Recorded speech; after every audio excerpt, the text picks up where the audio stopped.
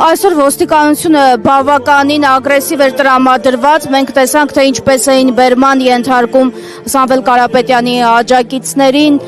սա ինչով եք պայմանավորում։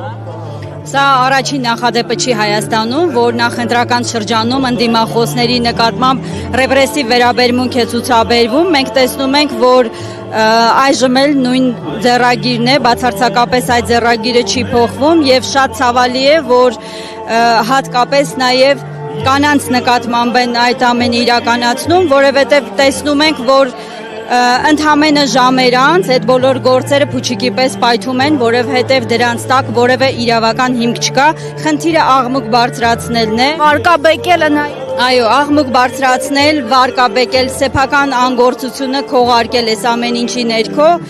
եւ է գործ, որտեղ որ ուսումնասիրում ես, նայում ես, ոչ մի խնդիր իրաներ եւ այլն, այնքան որ Հանրությանը մատուցվի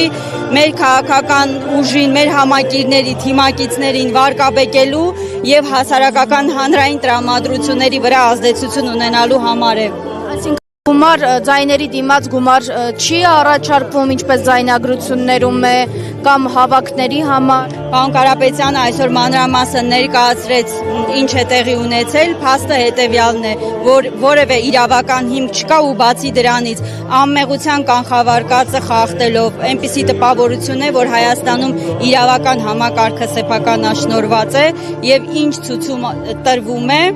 իրականանում են։ Ես վստահ եմ, որ Հայաստանի այս իշխանությունների դեմ ընդհանրել հետապնդվել էր համար, բայց բոլոր իմաստներով մենք հետընթաց ունեցանք, մենք ունեցանք բազմաթիվ կորուստներ, մենք հազարավոր երիտասարդ տղաների կորցրեցինք, մենք կորցրեցինք Արցախը, մեր սուվերեն տարածքը հիմա օկուպացված է, մարդկանց վիճակը սոցիալական առհասարակ չի փոխվում, ճիշտ է նախընտրական շրջանում որոշակի միջամտություններ արվում են, բայց դա ավելի շատ դիտարկվում է որպես քաղաքական առևտուր եւ ոչ թե